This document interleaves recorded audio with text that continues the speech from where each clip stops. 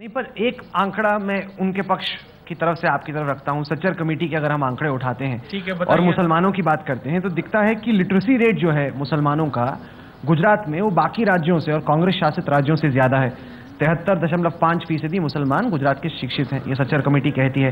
Per capita income ज्यादा है मुसलमानों का अर्बन एरियाज में, 875 रुपए है, नेशनल एवरेज 804 रुपए है। और पश्चिम बंगाल से कंपेयर कीजिए, किसी भी महाराष्ट्र से कंपेयर कीजिए, वहां पर गवर्नमेंट जॉब्स मुसलमानों की ज्यादा है। तो ये जो कांग्रेस बार बार दिखाती है, दर्शाती है कि मुसलमान सुरक्षित नहीं है मोदी के राज में, आप ही की सरकारी आंकड़े दिखाते हैं कि ऐसा सच नहीं है। गुजरात में 182 विधायक हैं, उनमें से कितने मुसलमान हैं बताइए? क्यों नहीं दी टिकट अमित शाह साहब? बताइए मुझे।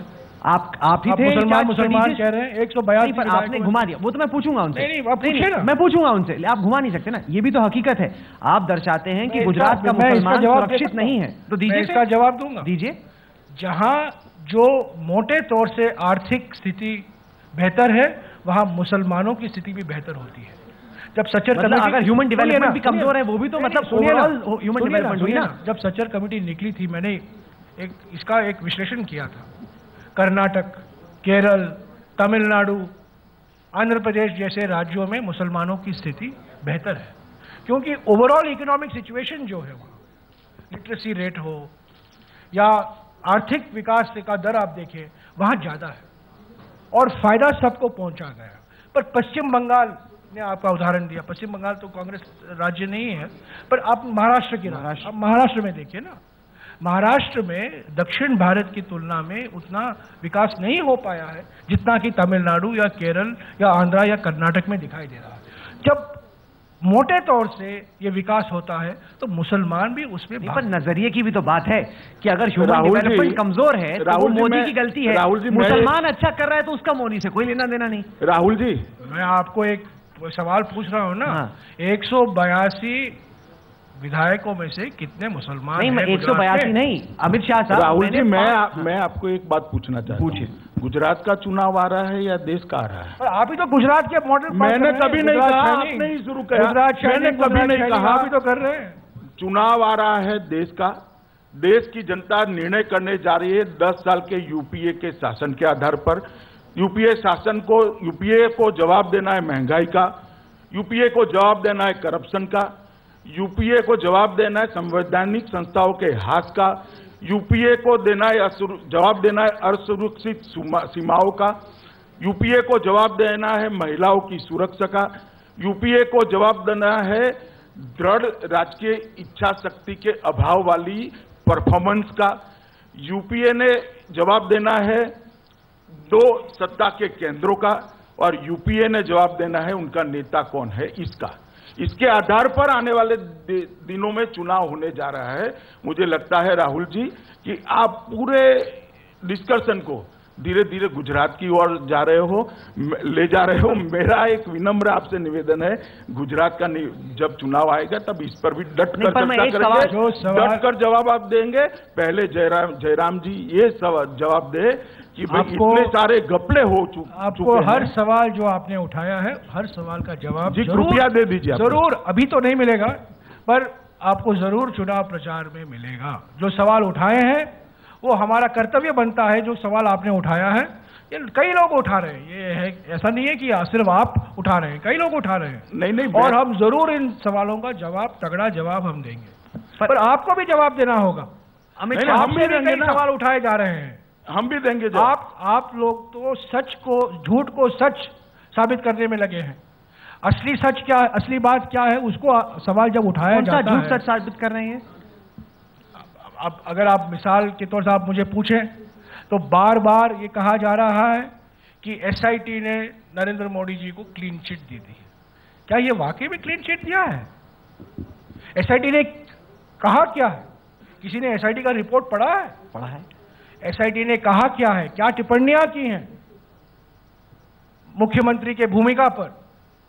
एक बहुत सीमित कानूनी नजरिए से उन्होंने देखिए, कार्यक्रम पूरा देश देख रहा है। आप कृपया, मैंने आपको कभी ठोका नहीं, एसआईटी की टिप्पणियां सोहराबुद्दीन पर बात करें, सोहराबुद्दीन पे भी बात करेंगे, मुझे कोई दिक्कत नहीं है उसमें। सुनिए, मैं सीमित कानूनी नजरिए से एसआईटी ने कहा है कि मुख्यमंत्री के खिलाफ जो आरोप लगाए हैं उसके खिलाफ मुकदमा नहीं चलाया जा सकता। वो एसआईटी ने ये कहा।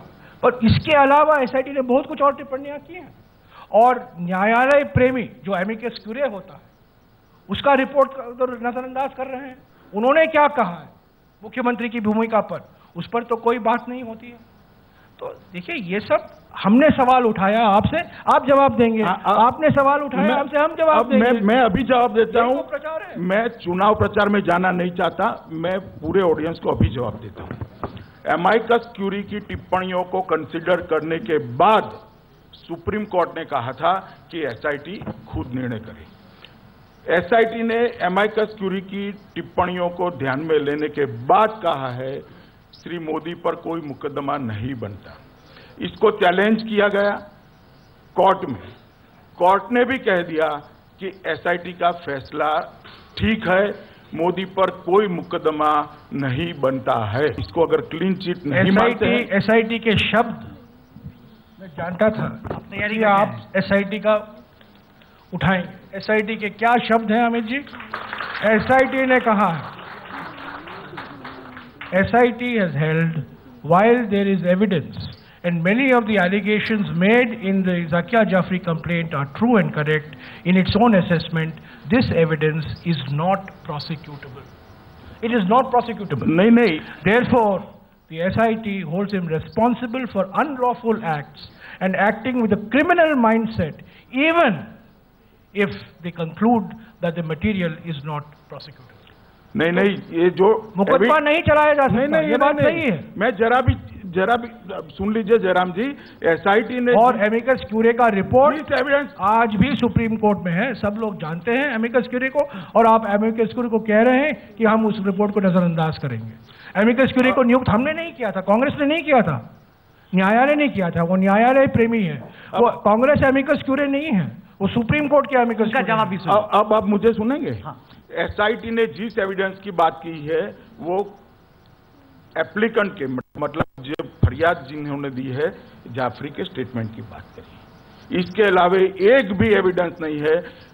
लीगल टर्मिनोलॉजी में स्टेटमेंट एविडेंस होता है सिर्फ जाफरी के। मगर एसआईटी ने साथ में भी कहा है, ये भी कहा है कि प्रोसिक्यूट करने लायक कोई एविडेंस नहीं सिर्फ जाफरी केस में। हाँ, सिर्फ जाफरी केस नहीं, जाफरी केस नहीं, जाफरी की कंप्लेंट को आपने पढ़ा ही नहीं। जाफरी ने ये आरोप लगाया है, जाफरी ने ये आरोप लगाया है, एक केस के लिए नहीं कहा है। उन्होंने 8 केस जिसमें बड़े हादसे हुए थे, वो टोटल कॉन्स्पिरेसी है, इस तरह का आरोप लगाया था। और उसमें स्टेट मशीनरी के 60 बड़े बड़े अफसर और मिनिस्टर और चीफ मिनिस्टर सब लोग इन्वॉल्व है, इस तरह का आरोप लगाया था।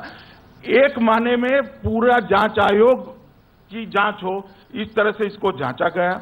एसआईटी बनाने में गुजरात सरकार का कोई रोल नहीं है। एसआईटी को अपॉइंट करके उसके कार्यक्षेत्र को तय करने में गुजरात सरकार का कोई रोल नहीं है। गुजरात सरकार का एसआईटी में कोई दखल नहीं है। एसआईटी का रिपोर्ट एक सील कवर में सुप्रीम कोर्ट के पास जाता है, जिसमें एसआईटी कहती है कि हमारे पास कोई प्रोसिक्यूट कर सके इस तरह के एविडेंस नहीं है। बाद में सुप्रीम कोर्ट संतुष्ट होने के बाद कहती है कि कायदे के हिसाब से आप इसको कॉम्पिटेंट कोर्ट में दायर करिए और स्वतंत्रता है कि वो इसको चैलेंज कर सके। स्वतंत्रता है, उन्होंने चैलेंज भी किया और चैलेंज करने के बाद अब लोअर कोर्ट ने भी निर्णय कर दिया कि मोदी के खिलाफ प्रोसिक्यूट करने योग्य एक भी एविडेंस नहीं है। इसके बाद में भी कांग्रेस इसको मुद्दा बना रही है। इसी को कहते हैं पोलराइजेशन। लोअर कोर्ट कहाँ है? इसी को कहते हैं पोलराइजेशन। लोअर कोर्ट कहाँ है? लोअर कोर्ट कहाँ है? अहमदाबाद में। लोअर कोर्ट कहाँ है? अहमदाबाद में। ठीक है, बस जयराम जी, सवाल का जवाब मिल गया। जयराम जी, आप केंद्र सरकार के मंत्री है, आपको मालूम है नहीं है? नहीं, आप सुनिए तो, आपको मालूम नहीं है इस देश का लीगल स्ट्रक्चर सुप्रीम कोर्ट के तत्वाधान में चलता है। सुप्रीम कोर्ट के तत्वाधान में हाई कोर्ट चलती है, हाई कोर्ट के तत्वाधान में लोअर कोर्ट चलते हैं। कोर्ट के कामकाज में ना आपकी ना मेरी किसी भी सरकार की कोई दखल नहीं हो सकती। आप बातों को घुमा फिराकर गुमराह मत करिए। इससे घपले का प्रश्न नहीं टाला जा सकेगा, इसके मुद्रास्फीति का प्रश्न नहीं टाला जा सकेगा, इससे डॉलर और रुपये का रिश्ता नहीं टाला जा सकेगा, इससे नॉन परफॉर्मिंग गवर्नमेंट का प्रश्न नहीं टाला जा सकेगा। प्लीज मुद्दों पे आ जाइए। जनता हिंदू और मुस्लिम के मुद्दों से काफी आगे निकल चुकी है। आज भी आप वो मुद्दे को लेकर चुनाव को पोलराइज करना चाहते हैं। अमित भाई, असली एजेंडा तो आपका वही है। अमित भाई, असली एजेंडा तो आपका वही है। अच्छा, अब ये तो जीडीपी, ब्लैक मनी, मुद्रास्फीति, ये तो एक मुखौटा है आप लोगों का। सबसे ज्यादा जनादेश परफॉर्मेंस के आधार पर किसी एक पार्टी की सरकारों को मिला है तो वो भारतीय जनता पार्टी की सरकारों को मिला है, कांग्रेस पार्टी की सरकारों को नहीं मिला है। और वो सब जगह पे, मध्य प्रदेश हो, छत्तीसगढ़ हो, गुजरात हो, गोवा हो, हमें विधानसभा की, वहां हमारी ही पार्टी काम कर रही है भैया। 2003 में भी यही नतीजा निकला था अमित जी। 2003 में हम मिजोरम भी हार गए थे।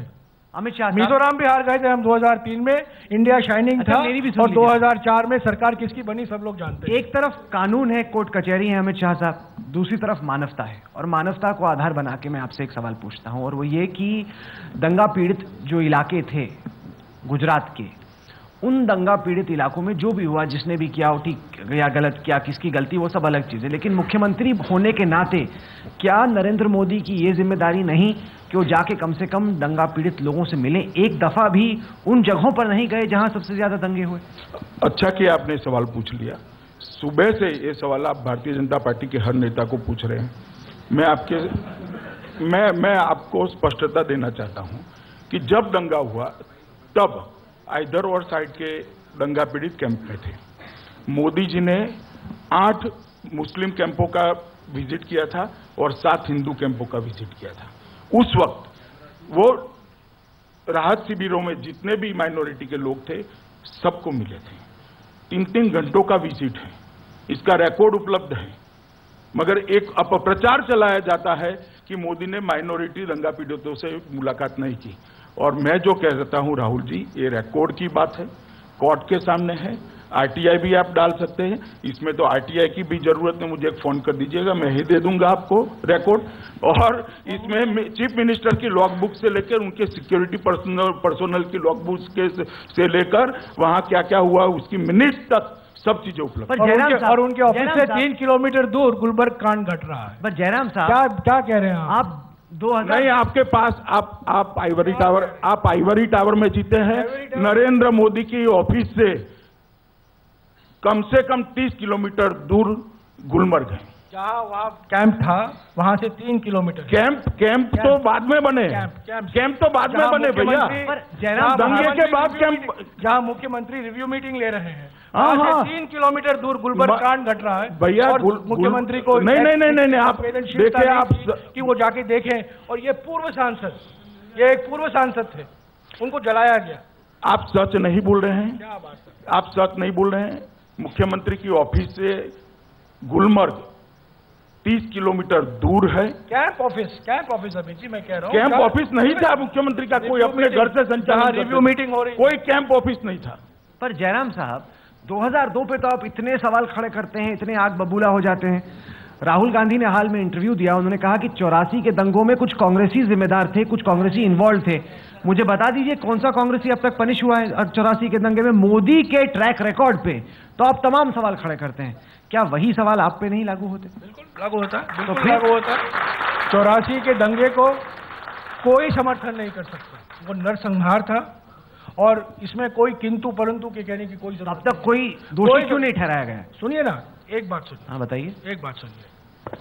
इंदिरा जी को कहा गया था आप अपने सुरक्षा बलों को बदलाव कीजिए, आपके जो सिक्योरिटी गार्ड्स हैं उनको बदलिए। ये सवाल का जवाब उन्होंने नहीं बदला। पर ये सवाल का जवाब नहीं, विचारधारा की बात कर रहा हूं मैं। 2002 के दंगों का विचारधारा एक द्वेष और घृणा का विचारधारा था। जो 84 में हुआ वो गलत था, उसका कोई समर्थन नहीं कर सकता है, वो नरसंहार है। और जो दोषी हैं खुद राजीव गांधी जी ने, एक सेकंड आप मुझे सुन लीजिए, आप गलत बोल रहे हैं। मेरी विचारधारा को, मेरी विचारधारा नरसंहार नहीं था। नहीं, मेरी विचारधारा को गाली देने से पहले आप समझ लीजिए, खुद राजीव गांधी ने कहा था बड़ा पेड़ गिरता है तब धरती हिलती है। बड़ा पेड़ मतलब इंदिरा जी और धरती मतलब बेचारे सिख। नहीं, देखिए मैंने तो आपने सवाल मुझे उठाया 84 के बाद, 84 आपने जिसका जवाब नहीं दिया। मैं दे रहा हूं। मैंने कहा कि कोई अगर कांग्रेसी, राहुल गांधी खुद मानता है कैमरे पे कि कांग्रेसी इन्वॉल्व थे, अब तक एक कांग्रेसी दोषी नहीं पाया गया। हमारे अध्यक्ष ने भी गोल्डन टेम्पल में 7-8 साल पहले माफी भी मांगी थी। हमारे प्रधानमंत्री, माफी और इंसाफ में फर्क है। नहीं, एक माफी मांगना पहले, उसके बाद इंसाफ दिलवाना दूसरा चरण। और अगर आप मुझसे पूछ रहे हैं क्यों कांग्रेसियों को जो दोषी ठहराए गए हैं उनके खिलाफ कार्रवाई नहीं की गई है, वो सही सवाल है। और राहुल गांधी जी ने खुद स्वीकारा है। देश का वही कानून है जो कहता है मोदी के खिलाफ, तो मोदी के खिलाफ क्या कार्रवाई, सजा कहाँ होती है? नरेंद्र मोदी के खिलाफ क्या कार्रवाई हुई है? नरेंद्र मोदी के खिलाफ एक ये वही बात हो गई कि आपका दंगा मेरे दंगे से खराब कैसे? नहीं, ऐसा नहीं है। माया कोडनानी किस सरकार की मंत्री थी? किस सरकार की मंत्री? नहीं तो उनको सजा हुई है। अरे बाप, गुजरात में ही हुई है सजा माया कोडनानी को, और गुजरात में ही सजा हुई। किसके प्रोत्साहन से उनको मंत्रिमंडल में रखा गया? वो भी कोर्ट में सिद्ध करना होगा। सज्जन कुमार और जगदीश टाइटलर कौन सी पार्टी के हुए? सज्जन कुमार और जगदीश टाइटलर और किशन लाल भगत किसके प्रोत्साहन से काम कर रहे थे? जगदीश टाइटलर किसके प्रोत्साहन से? कोई भी, मैं नाम नहीं किसी का नहीं लेना चाहता हूँ। नहीं, आपने माया कोडनानी का नाम लिया। कोई भी हरकिशन जी भगत नहीं रहे हैं, पर सज्जन कुमार और जगदीश टाइटलर आज भी राजनीति में है। अगर उनके खिलाफ कुछ साबित किया जाए और उनके खिलाफ कार्रवाई होनी चाहिए, हम क्यों हंसते? मोदी भी तो वही कहते हैं कि कुछ साबित हो जाए मेरे खिलाफ कार्रवाई। मोदी ने कभी 2002 के लिए माफी मांगी है? क्यों नहीं मांगी? अमित शाह साहब कभी माफी मांगी है? देखिए, इस पर कई बार स्पष्टता हो चुकी है। बार बार ये सवाल बिना वजह उठाया जा रहा है। मोदी जी ने स्पष्ट कहा है और मेरी पार्टी का यही मत है कि अगर अपराध किया है तो माफी इसका परिमार्जन नहीं है, सीआरपीसी के हिसाब से सजा होनी चाहिए। नहीं, पर फर्क है। सुन लीजिए, मुझे सुन लीजिए। अगर अपराध हुआ है तो माफी इसका परिमार्जन नहीं है, सीआरपीसी के हिसाब से सजा होनी चाहिए। अपराध अगर इसी बात को ले ले, दंगे हुए राजीव गांधी के समय पर, ये बेचारे उस वक्त मनमोहन सिंह जी कोई फाइनेंस मिनिस्ट्री में किसी पद पर काम करते थे, अब जाकर उनको पकड़वा कर माफी मंगा दी। इस माफी का कोई मतलब है क्या? इस माफी का कोई मतलब है? मनमोहन राजीव गांधी जी तो गए ऊपर। गलत है, सुनिए ना। सोनिया गांधी है, अमित जी सुनिए, सोनिया जी यहाँ पर है। मनमोहन सिंह जी ने माफी मांगी सदन में, लोकसभा में 2005 में। इससे क्या फर्क पड़ जाता है? वो तो बेचारा फाइनेंस सेक्रेटरी था। 1999 में सोनिया राहुल जी, मुझे राहुल जी, मेरा एक निवेदन है को तैयार नहीं है कि आप यूपीए कार्यकाल के परफॉर्मेंस पर प्लीज डिस्कशन को ले आइए। मैं चाहता हूं जीडीपी, गुजरात शायद नहीं, गपले, हमारे महंगाई, भूल जाइए, भ्रष्टाचार, सांप्रदायिकता भूल जाइए, पोलराइजेशन भूल जाइए, मुजफ्फरनगर भूल जाइए। पोलराइज मैं नहीं कर रहा। आज भी डिबेट को आपने पोलराइज किया है, मैंने नहीं करा है। आपने ही पोलराइज किया है। कांग्रेस पार्टी ये चाहती है कि चुनाव पोलराइज हो। कांग्रेस पार्टी हम नहीं चाहते चुनाव पोलराइज हो। और अगर मैं कह देता हूं कि चुनाव आप पोलराइज करना चाहते हैं तो भी हारेंगे, और चुनाव अगर मुद्दों पे जाता है तो भी आप हारेंगे। आपका हारना तय है। देश ने परिवर्तन तय कर लिया। अमित शाह साहब, मैं भविष्यवाणी में मैं पढ़ना नहीं चाहता हूं, पर यह बात मैं भविष्यवाणी नहीं करता भैया। मैं लोगों के बीच में रहता हूं। मैं कोई 5 स्टार एक्टिविस्ट नहीं हूं। लोगों के बीच में काम करता हूं और जनता की भावना को जानता हूं। तो मैं यही कहूंगा कि जो आपने सवाल उठाया है, आप कह रहे हैं कि हम पोलराइज कर रहे हैं। हम चाहते हैं कि जनता को नरेंद्र मोदी और अमित शाह का असली चेहरा दिखाई दे। क्या है असली चेहरा? आपको दिख तो रहा है चेहरा, इनका असली चेहरा? भाई साहब, फेक चेहरा नहीं, असली एनकाउंटर होना चाहिए नरेंद्र मोदी और अमित शाह से। फेक एनकाउंटर नहीं होना चाहिए। जयराम भाई, जयराम जी, मैं आपको कहना चाहता हूं कि हमारे पर तो आरोप भी लगे, कोर्ट में से उसका जजमेंट भी लेकर आए, मगर मेरा ये कहना है कि जनता की अदालत ने आप पे जो आरोप लगाए हैं उसका तो आप डिस्कशन ही करना नहीं चाहते। क्यों भाग रहे चर्चा से? मेरिट की चर्चा से कांग्रेस पार्टी क्यों भाग रही? क्यों महंगाई की बात नहीं करती? क्यों दामों की बढ़ोतरी की बात नहीं करती? करते हैं, क्यों कर रहे हैं। विकास दर की बात नहीं हो रही है? आपके सवालों का क्यों जवाब भ्रष्टाचार की बात नहीं रही? ये बात सही नहीं। आप बार बार नरेंद्र मोदी के, अमित शाह के चरित्र पर सवाल खींच रहे हैं। जो आपकी सरकार का परफॉर्मेंस है, क्या उसका लेखा जोखा मायने नहीं रखता? बिल्कुल, जो घोटाले हुए उस पर चर्चा करने के लिए हम तैयार हैं। उसके लिए चर्चा करने के लिए आपने चर्चा तो की नहीं। 45 मिनट तो आपने एक और बार हमें बुलाइए। नहीं तो हमने आपको उसी पर हम बात करेंगे, जीडीपी पर बात करेंगे, इन्फ्लेशन पर बात करेंगे। तो अब की बार क्यों नहीं किया आपने? अभी वक्त हो गया है। एक घंटा आपको कुछ सवाल अभी मुझे निकलना नहीं हुआ। जयराम जी, ये सेशन खत्म नहीं हो सकता। जयराम जी प्लीज, देश की जनता चाहती है कि सवाल लेंगे, सवाल लेंगे, फ्रैंकली एक्सेप्ट कर लीजिए, इसके जवाब नहीं। सवाल लेंगे हम जनता से। इतना जल्दी जयराम जी जा नहीं सकते। आए हैं मंच पर, बहुत हाथ खड़े हैं। आप दोनों माननीय हैं हमारे लिए और आज तक को मैं बधाई का पात्र बनाता हूं। बहुत अच्छी चर्चा चल रही है। सवाल पूछिए, वक्त कम है। जयराम जी को क्या रमेश जी ये आज आश्वासन देंगे सबको कि आने वाले समय में जिन्होंने गुनाह किया था, जिनकी वजह से कई घर बर्बाद हुए सिख कम्युनिटी के, क्या उनको आश्वासन देंगे कि उनको सजा दी जाएगी? बिल्कुल, इसमें कोई शक नहीं होनी चाहिए। अभी तक ऐसा प्रतीत नहीं हुआ। अभी तक ऐसा बिल्कुल नहीं लगा। मैं कोर्ट में डेट इसके अलावा कुछ नहीं हुआ। आपने मुझसे सवाल पूछा, सीधा सवाल, मैं आपको सीधा जवाब दे रहा हूं। आप पूछिए सवाल, आप पूछिए। देखिए, मैं जब यहाँ आया था, मैंने राहुल को कहा था मुझे 7:45 को निकलना है, क्योंकि 8 बजे को मुझे तेलंगाना पर एक बैठक है। मुझे अभी निकलना है। 8 बजे नहीं, अभी 8 बजने वाले हैं, मुझे जाना नहीं बजे। अभी 8, आपने 8 बजे कहा था, 8 बजे 5। और अनुराग ठाकुर और किरण का सवाल जवाब देने के लिए नहीं आया हूँ। हाँ पूछिए। मेरा सवाल अमित शाह साहब से, जो गुजरात में हुआ है उसको तो सब भूल जाते हैं। अब नरेंद्र मोदी जी जो प्रधानमंत्री पद के उम्मीदवार हैं, तो वो मुसलमानों के लिए उनका फ्यूचर प्लान क्या है? वो हिंदुस्तान के अंदर मुसलमानों को क्या करेंगे आज?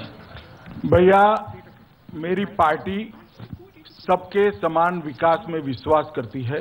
जब एक गांव में बिजली पहुंचती है, उसका फायदा हिंदू को भी मिलता है, मुसलमान को भी मिलता है। एक गांव में पानी मिलता है तो इसका फायदा हिंदू को भी मिलता है, मुसलमान को भी मिलता है।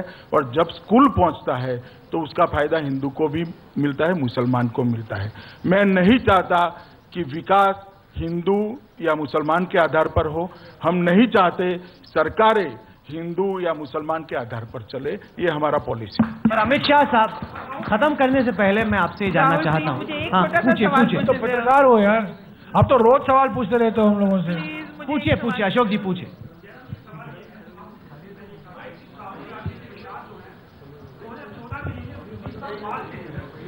आप भी लोग डाइजेस्ट नहीं कर पाते राहुल गांधी के विचार, तो कैसे 2014 में वो लीड करेंगे? आपको लगता है कि मोदी को टक्कर नहीं दे पाएंगे इन विचारों के साथ? देखिए, वो युवा नेता हैं, उनकी उम्र कम है।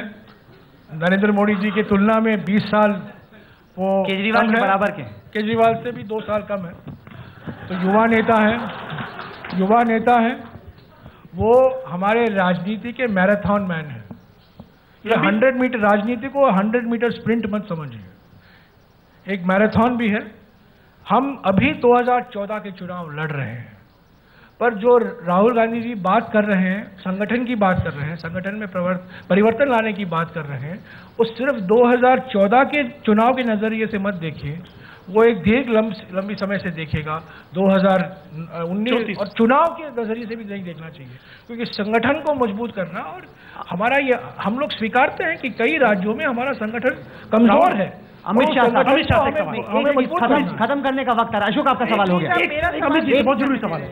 नहीं राहुल जी, खत्म करने के लिए पहले मैं 5 मिनट बात करना चाहूंगा। जयराम जी को बैठाइए ना। जयराम भाई ठीक है, जयराम भाई 5 लग रहा है मैदान छोड़ के जा रहे हैं। 5 मिनट कमर्शियल बहुत हो गया अमित जी। कमर्शियल तो बहुत हो गया। एक सवाल मैं आपसे, मैं मुद्दे का आधार पर ही बात करना चाहता हूँ। गुजरात नहीं, या तो राहुल जी, मेरा एक रिक्वेस्ट है, जयराम जी अगर जाते हैं तो मैं बाद में 5 मिनट बात। हाँ, वो हो सकता है। इतना चलिए, ठीक है। चलिए। एक सवाल जी बिल्कुल बिल्कुल, सवाल भी सभी देंगे। चलिए ये डील अच्छी हो गई। हेलो राहुल, ये डील अच्छी हो गई। क्यों नहीं आप बात करने दे रहे हैं मुझे? आप पूछना चाहती हैं? मैं पूछना चाहती हूँ। चलिए आपका भी राइट टू बी हर्ड है, आप पूछ लीजिए। मैं सिर्फ आपसे एक छोटी सी बात पूछना चाहती हूँ। किनसे, अमित से? नहीं, आपसे। देखिए ये अभी बीजेपी पार्टी के कार्यकर्ता हैं। आपके जो कांग्रेस पार्टी के लोगों ने मुझसे बहुत सवाल पूछे। नहीं, कांग्रेस पार्टी के लोगों ने, जब मैं मंच पर थी, मुझसे बहुत सवाल पूछे। ठीक है पूछिए मैडम, पूछिए। मैं आपसे एक इल्तिजा करना चाहती हूँ। आप कहते हैं डॉक्टर मनमोहन सिंह ने 1984 के लिए माफी मांगी। पहले तो उनका माफी मांगना बनता ही नहीं था। मांगते तो सोनिया गांधी या राहुल गांधी मांगते माफी, तो हम मानते। सोनिया गांधी जी ने माफी मांगा है? नहीं मांगा है।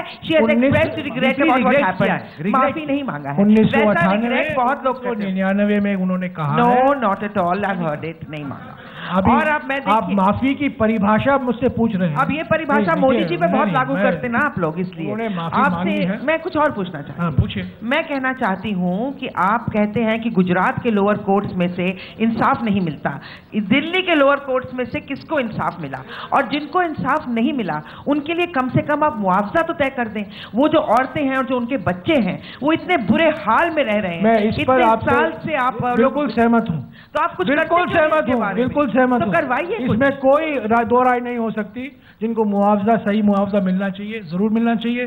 जिनको इंसाफ मिलना चाहिए, जरूर मिलना चाहिए। और अगर नहीं मिला है वो गलत है, हम पर एक कलंक है। तो आप करवा दीजिए ना। आप बस ये करवा दीजिए। दो दंगे के बीच में हम ये तू मैं मत करिए। नहीं, मैं दो दंगे 84 गलत था, 2002 गलत था। तो आप इसमें कम से कम मुआवजा दिलवा दीजिए। सिर्फ गलत न था, एक नरसंहार था। चलिए ये सेशन जारी रहेगा। और अगर किसी के पास एक और सवाल है, जयराम जी से किसी का एक सवाल है तो एक आखिरी सवाल जयराम रमेश को, और उसके बाद अमित शाह साहब यहाँ पर हैं जो अमित शाह से सवाल पूछना चाहते हैं वो कर सकते हैं। जयराम जी की वाकई में अमित शाह को आप सोलो ये खुद आंध्रा से आते हैं, उनकी सांसें अटकी पड़ी है वहाँ जो चल रहा है। आप इनको सोलो एक्ट क्यों दे रहे हैं? आप भाग रहे हैं इसलिए? नहीं, मैं भाग नहीं रहा हूँ। अच्छा, मैंने आपको पहले कहा है मुझे 8 बजे निकलना है दूसरे मीटिंग। एक सवाल आपके लिए और, तो आप इन पर भी गिलिटिन करिए ना 8 बजे। इनको 5 मिनट क्यों दे रहे हैं? उनको, अरे आपको क्यों परेशानी हो रही है? वो बैठे, अगर वो बैठे तो आपको क्या परेशानी हो रही है? आपको पक्षदार नहीं होना चाहिए। हम जयराम जी, आपके लोग भी बैठे हैं ऑडियंस में, वो पूछेंगे ना। आपके लोग भी बैठे हैं, न्यूट्रल लोग भी बैठे हैं। देखिए सब आपके कांग्रेसी हैं, हाथ खड़े करके तैयार खड़े हैं। चलिए एक सेकंड, जयराम रमेश जी से कौन सवाल पूछना चाहता है? अंजना सवाल पूछना चाहती है जयराम जी से। नहीं, अमित शाह तो हैं, आप जयराम जी से, अमित शाह तो बैठे, आप जयराम से पूछना चाहते हैं। चलिए एक सेकंड, माइक आ जाए, ऐसे आपको कौन सुनेगा?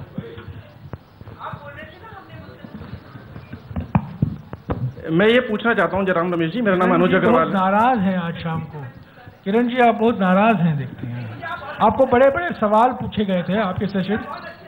अच्छा, आप बड़ी नजर रख रहे थे जब आप आए, मैंने पूछा आपने कुछ देखा नहीं आप कह रहे थे बड़े बिजी थे, दिन भर कुछ देखा नहीं, सब पे नजर थी आपकी। अच्छा चलिए, नमस्कार जयराम जी, मेरा नाम अनुज अग्रवाल है और मैं ये पूछना चाहता हूँ कि जैसे आपने अमित शाह जी पर आरोप लगाया कि अहमदाबाद के कोर्ट इन्होंने मैनेज कर लिए, तो क्या सिख दंगों पे सन 84 से लेकर 2014 तक पिछले 30 सालों में दिल्ली के कोर्ट आप लोगों ने मैनेज कर लिया है? मैंने जवाब दिया उनका। दिल्ली के कोर्ट 30 साल, ऐसा कौन सा तरीका है कि 30 साल में इंसाफ नहीं हो रहा? विलंब हुआ है उसका वकालत मैं नहीं कर सकता हूँ सर। फास्ट ट्रैक कोर्ट तो बना सकते हैं, नहीं चाहता हूँ। फास्ट ट्रैक कोर्ट तो बना सकते हैं सर। मुआवजा बनना चाहिए, अगर मेरे हाथ में होता तो मैं करता।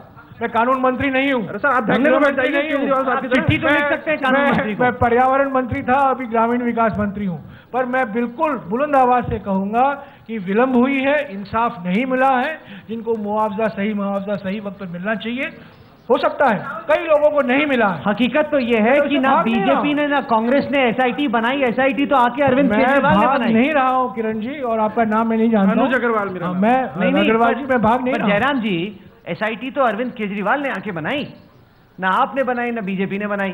किसके बारे में एसआईटी उन्होंने? ये जो 1984 के दंगों को लेकर उन्होंने जो कहा है, हकीकत है ये।